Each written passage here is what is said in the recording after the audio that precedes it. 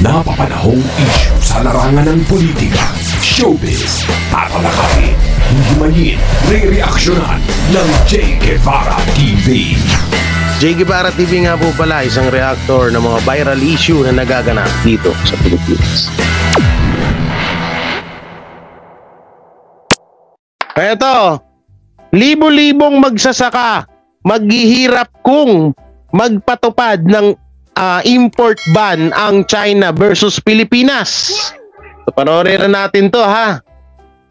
Nangangamba ngayon ang dating palace spokesperson at international law expert na si Attorney Harry Roque na maulit muli ang import ban ng China laban sa Pilipinas noong panahon ni dating Pangulong Noynoy Aquino. Ayon kay Roque, kasunod ng standoff sa pinag-aagawang teritoryo sa South China Sea o West Philippine Sea ay itinigil ng China ang importasyon ng saging mula sa Pilipinas. Dahil dito, libu-libong magsasaka ang naapektuhan ang kanila.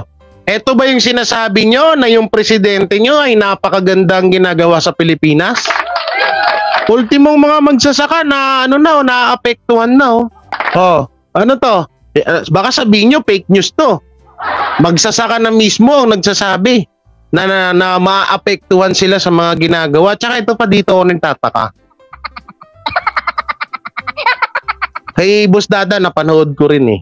Nung binobomba yung barko natin ng China, yung Coast Guard na mga malalaking barko, bakit nakatunganga lang?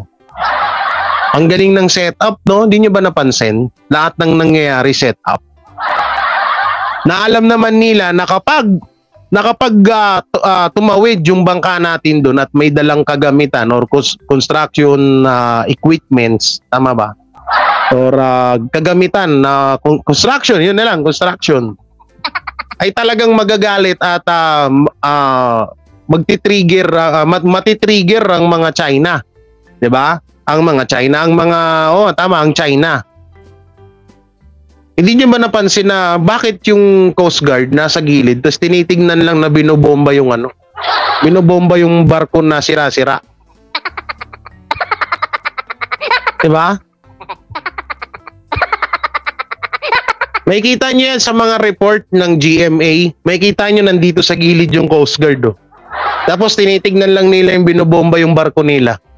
Hindi man lang sila tumuor o kahit man lang nasawayin man lang yung mga China. Tapos ngayon pinapalabas nila na na tawag dito na kasalanan daw ni Duterte kasi may secret deal. Nung panahon pa pala ni Noynoy, meron na palang ganun eh.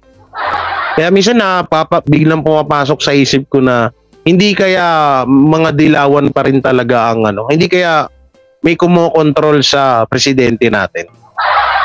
Kasi kung mapapansin nyo, dapat ang pinagpupukusan nila ngayon, kung talagang pinagpupukusan nila yung about sa China, dapat doon sila pumuntirya sa issue ni Noynoy at China. Bakit Bakit nakapokus sila sa kay Duterte? Anong interest nila? Anong plano nila?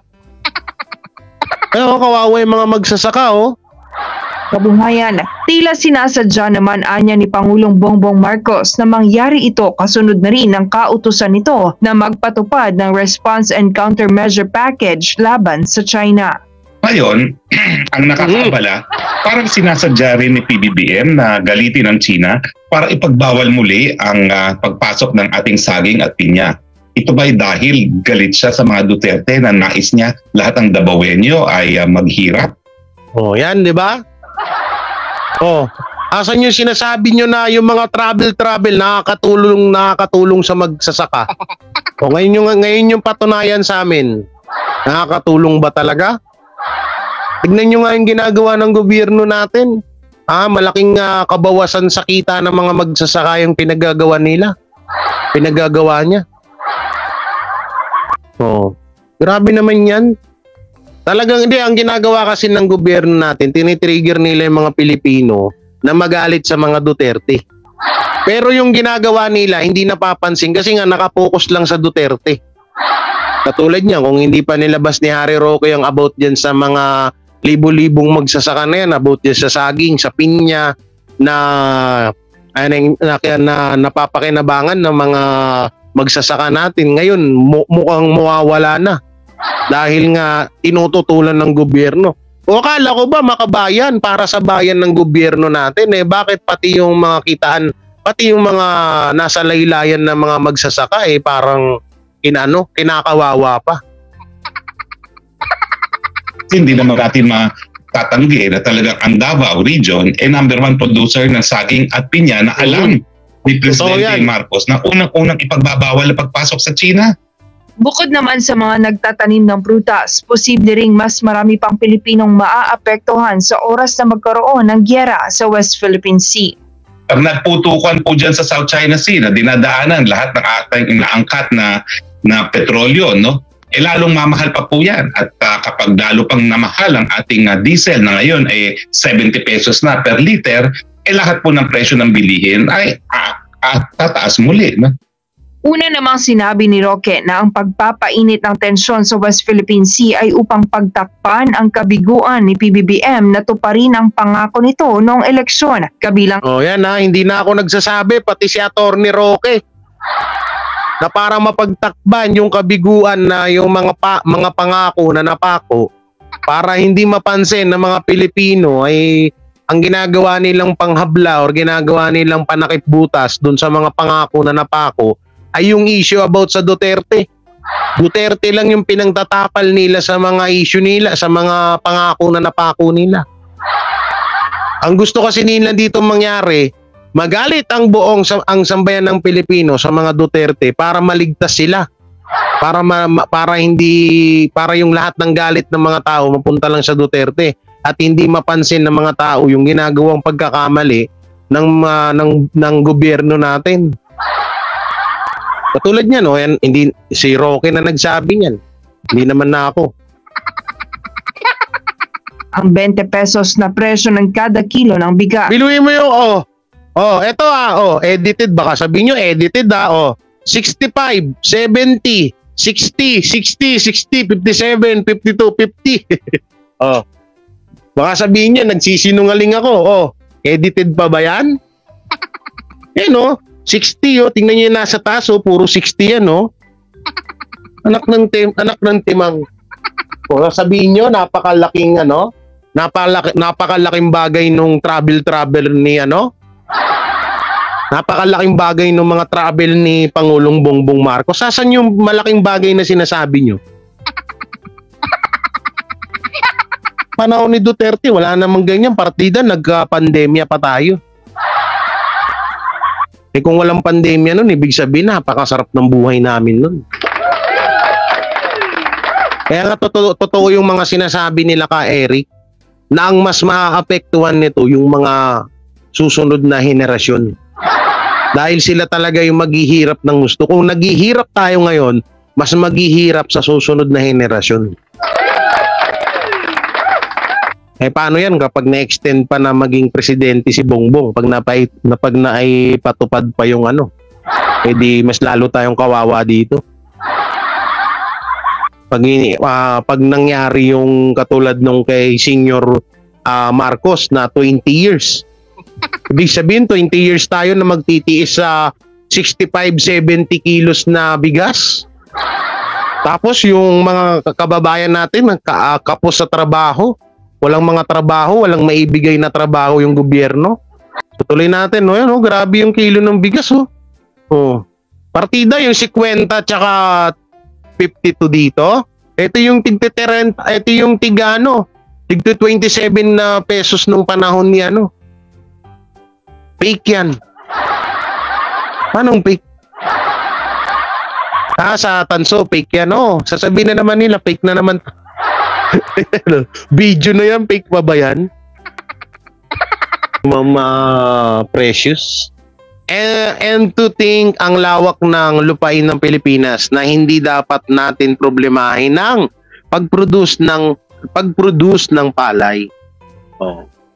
Hindi kasi hindi nga natin mapoproblemahin yung pag-produce ng palay. Ang poproblemahin naman doon yung pang-supply para sa palay. Abono, gamot. Saan mo kukunin kamahal-mahal ng bilihin ng pang anti-peste ng palay. Abono ng palay, sobrang mahal. Tapos yung kita ng yung kita ng mga magsasaka sa palay, sa bigas, nga. Wala sa kalahati. Okay lang, tama naman yung sinabi ni Ma'am Precious na malawak yung lupain natin. Ang tanong, yung pang-supply naman sa palay, para gumanda yung bigas, para gumanda yung palay. Sana yun ang pinaka pinupunto natin dito, na sana kahit yun man lang bumaba ang presyo. 'Di ba? Kaya nagmamahal ang bigas dahil diyan sa mga abono na yan. Sobrang mahal . Imbis naman pagtuunan ng pansin ng pamahalaan ang pakikipagbangayan sa China na 58, 60, 55, ayun po, sa taas may 60, may 55, may 58. Grabe naman bigas yan. Tapos yung presidente natin nakapokus sa issue ng China na hindi naman dapat pagtuunan ng pansin. Ito dapat yung pinagtutuunan ng pansin, nakailang sabi ng mga tansu vlogger, napakalaking bagay ang travel. Ulitin ko sabi ng mga tansu vlogger, napakalaking bagay ang pag-travel. Pag-travel ni PBBM. Asan na yung malaking bagay na yun? Malaking bagay na mag-focus ba si BBM sa issue ng China? Para walang yayin ng mga supporters niya, yung mga Duterte, ganun ba? Aba, naku. Maling-mali naman ata yan. Siguro itong mga tansu vlogger na pangakuan na to ng 5 sakong bigas per month. parang hindi nila nararamdaman yung taas ng bagay. Kung paano nga mararamdaman kung may sahod ka na sa YouTube, may monthly allowance ka pa, may 13 month at may bonus ka pa. Dinaig pa yung call center tsaka yung mga empleyado ng kumpanya. Monthly allowance, may 13 month pa, may bonus. Hindi mo nga talaga mararamdaman yung mahal ng bigas. Hindi naman anya tayo mananalo. Dapat pagtuunan na lang anya ng pansin ang pagpapataas ng productivity ng mga magsasaka. Sa kabilang banda, nakakahiya naman ayon kay Roque na sa kabila ng maraming foreign trips ni PBBM upang makakalap ng investment, ay nananatiling kulelat ang bansa sa pagtingin ng mga investor. Kaya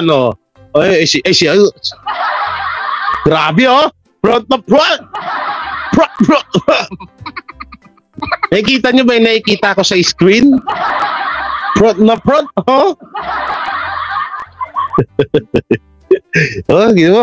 sama ng tingin kitang-kita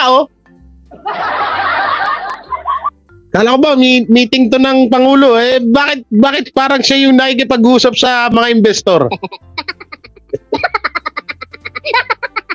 Bakit siya yung nakikipag-usap sa mga investor? Bakit yung Pangulo natin nakatunga nga lang?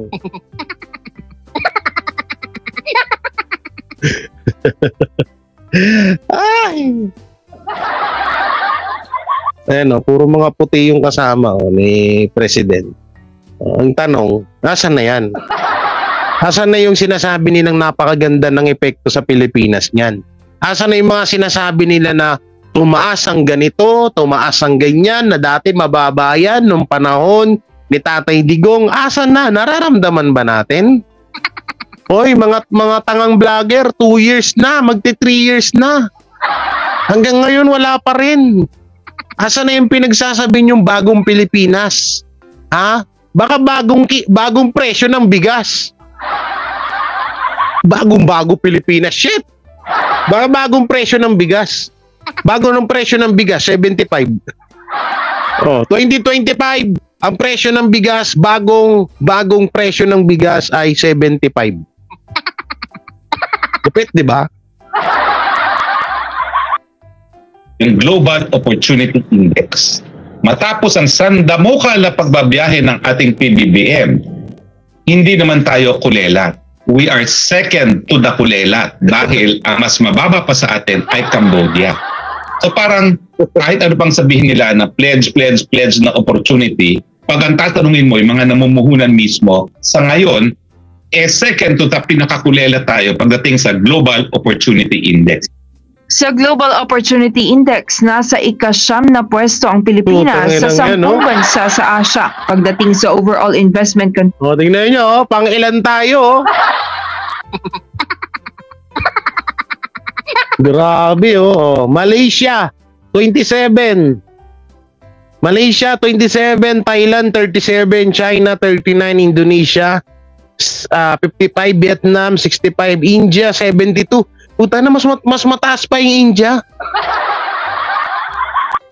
Mas maano pa yung India. Ito pa. Mongolia 78, Sri Lanka, hirap pa mabigkasin to. Tas tayo ano ba yan? Pangalawa tayo, guys. Ito ba yung sinasabi nyong ano? Ito ba yung sinasabi nyong napakaganda ng mga travel ni BBM? Mahiya naman kayo sa balat nyo Napagtatawanan na tayo ng ibang bansa. Habang nangunguna ang Malaysia na nasa rank 27 sa overall ranking. Samantalang dati, talong-talo natin yan. Samantalang dati, mga kulilat sa atin yan. Ngayon, tignan mo, tayo yung kulilat. Tapos kung makapangbulag kayo sa mga viewers nyo, sasabihin nyo, napakaganda ng ekonomiya natin. Hindi namin inaano rito, hindi kami, ulitin namin, hindi kami anti-government. Ang inaano namin dito, kami yung nagiging boses ng sambayan ng Pilipino na sana ay mas asikasuhin naman ng gobyerno natin yung problema ng bansa kaysa problema doon sa West Philippine Sea na wala namang katuturan.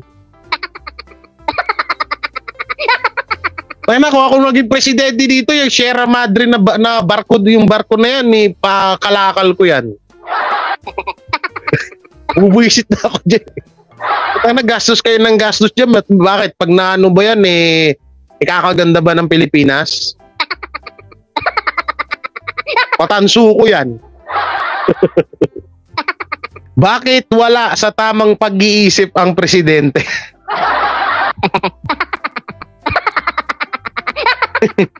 Alam niyo, Misal, kaya buisit na buisit dito si Da Junior dahil yung mga title nito. Wala di sa ayos yun. Hindi na wala kalagay ba naman.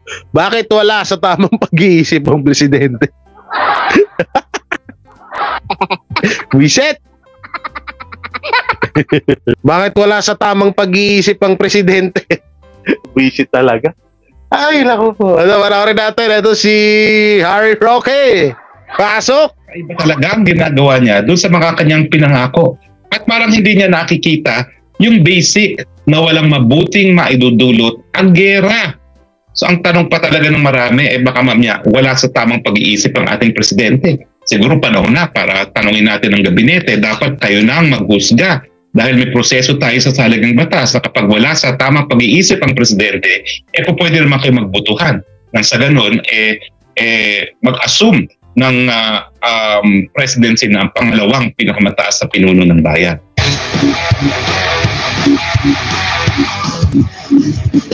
Attorney, minsan si Harry Roque may pagkasablay din Dito napapahamak dito nababati ko si BP Sara kasi alam nyo, ako naman, pabor naman ako doon na si BP Sara ang pumalit kay Pangulong Bongbong Marcos. Sir Diego, shout out.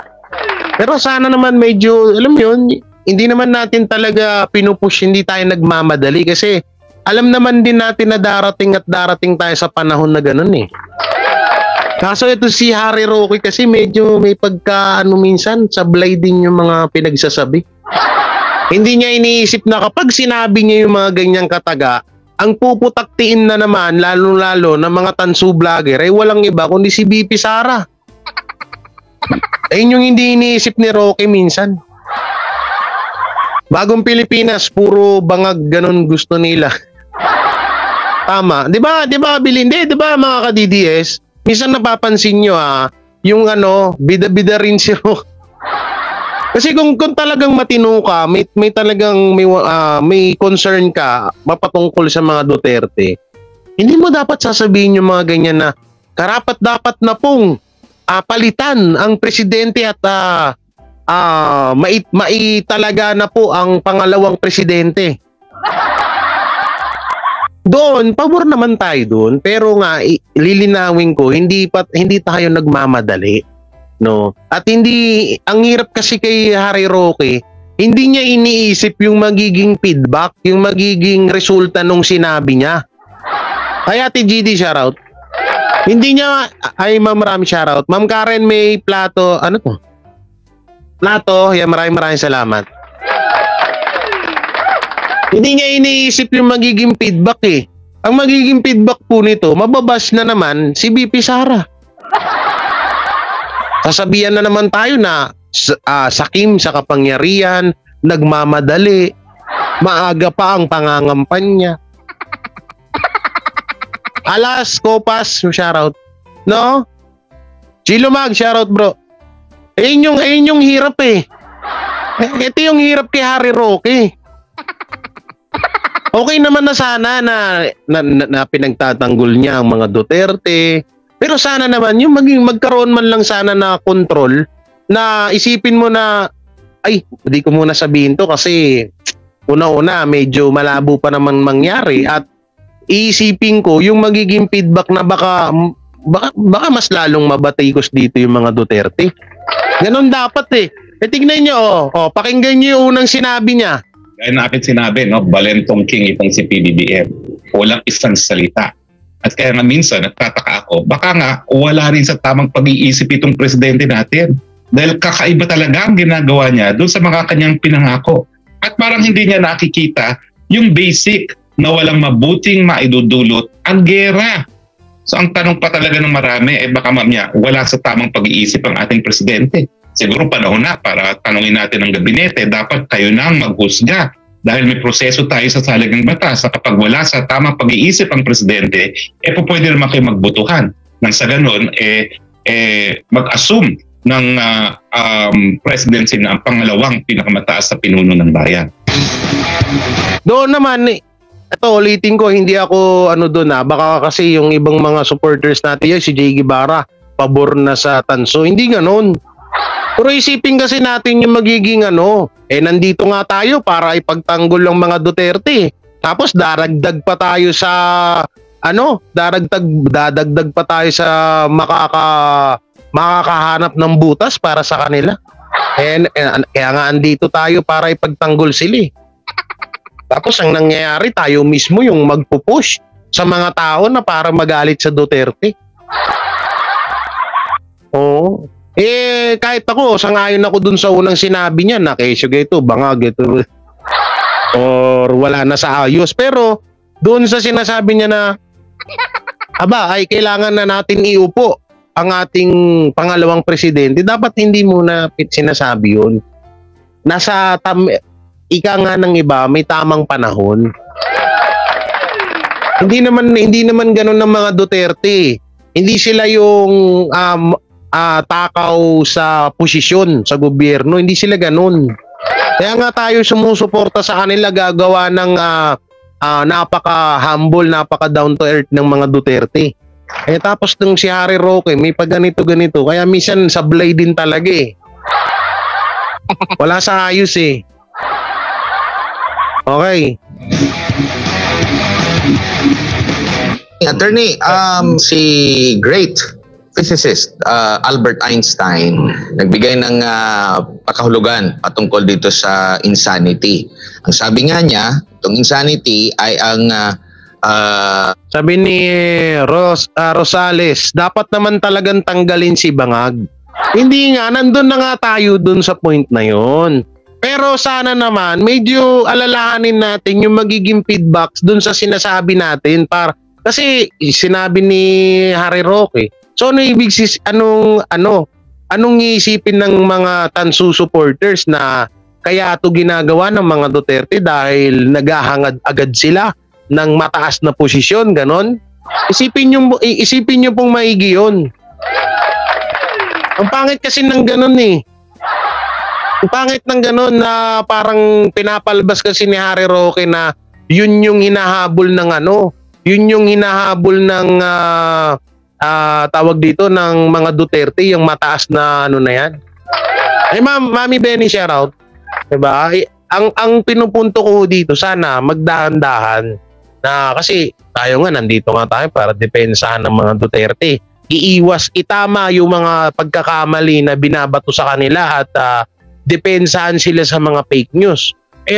Tapos tayo mismo yung magpupush na para mabanatan sila. Ang pangit naman nata nun. Hindi naman po ako sa nagmamagaling pero ayun yun sa na wag natin madaliin. Darating at darating yung panahon na mismong taong bayan ang maghahalal sa mga Duterte. Hindi yung tipong tayo na lang magpupush na bukas iupo agad natin si BP Sara. Papalitan na si Kuting. Diba ang pangit pakinggan? Darating at darating ang araw na mahahalal ang mga Duterte dyan. Pero dapat kalmado lang tayo. Idaan natin sa magandang proseso. Huwag tayong yung tipong masyadong nagmamadali, masyadong alam mo yun, yung masyadong parang nagiging garapal na. Pangit ng ganun. Isihan lang natin, darating tayo sa punto na yan. Ulit na paggawa sa isang bagay na nag-expect ka ng iba't ibang mga resulta. Pero ang nangyari ngayon dito sa RORE mission natin, always dyan sa Ayungin, ulit-ulit na lang natin ginagawa, ulit-ulit din yung resulta. At palagi pa rin ginagawa. Nakikita natin, binubomba pa rin sila. Kaya nga, hindi maiiwasan na magduda yung ilan na alam niyo naman na bubombahin kayo. Alam niyo na haharangan na kayo. Paulit-ulit pa rin ninyong ginagawa. So, wala silang purpose ba? Kung or yun nga, kumbaga nagtutugma doon sa sinasabi nyo na pinapainit lang yung sitwasyon. At isa pa dito, mag-end na ba ako? Ito ba ay pinapalipat na ni Ma'am Harot yung mga viewers ng justification na dapat na magkaroon ng militarisasyon ng Pilipinas dala ni Uncle Sam? Well, yan ang ating teorya na dahil nga sa panahon ni Presidente Aquino, sa panahon ni Presidente Duterte, alam nila na ang China ay magre-react na magwa-water cannon sila kung magpapadala ng construction materials. Naging pulisiya ng parehong administrasyon na huwag magpadala ng construction materials, at least lantaran doon sa Sierra Madre, dahil mas importante na manatili ang presensya ng ating kasundaluhan doon sa bulok na Sierra Madre. Pero dito, alam niya ni Presidente Marcos Jr. Pero kaya niya ginagawa nga yan, sa tingin ko, dahil hindi kumakagat ang mga Amerikano doon sa kahit anong drama natin na inaapi kami, nagagalit na ang Pilipino, sumaklolo na kayo. Paano naman magre-react ang Amerika? Una-una, ang pinakamalaking trading partner ng Amerika ay ang China. Kung pupunta kayo ngayon sa isang department store at magsha-shopping sa Amerika, halos wala ka nang mabibiling made in USA, lahat made in China. Pangalawa, pinakamalaking pinagkakautangan ng Amerika ang China pagdating sa dollar reserves at pagdating din sa mga bonds, At syempre, isa sa pinakamalaki kung hindi pinakamalaking foreign investor din sa Amerika, ang China. So alam nila na ang pang-nasyonal na interest nila ay itaguyod ang mas mabuting pagsasama sa bansang China, dahilan kung bakit nagkaroon nga ng summit sa San Francisco si President Xi at saka si President Biden. At ngayon, patuloy po ang people-to-people contact ng China at ng Amerika. Ang huling nagpulong ngayon ay mga... Nakakatawa nga yan yung ibang mga supporters, minsan nababasa ko yung comment nila na sabi ba naman ang tag dito, sabi ba naman yan, okay yan kasi tutulungan tayo ng mga Amerikano.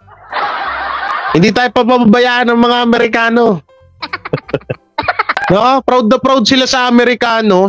Hindi, tutulungan tayo dyan. Tutulungan tayo ng mga Amerikano, mga siraulo. Anong tutulungan? Magsasakripisyo ng buhay ang mga Amerikano dahil sa atin? Ha? Bobo ba kayo? Proud na proud sa Amerikano ang puti. Kaya ang liit ng tingin sa atin ng mga Amerikano dahil sa ganyang mindset niya. Oo, gusto nyo lagi magsunod-sunuran sa mga Amerikano. O sasabihin nyo naman sa amin, bakit kayo sunod-sunuran sa Chino? Sino kaya nagsunod-sunuran?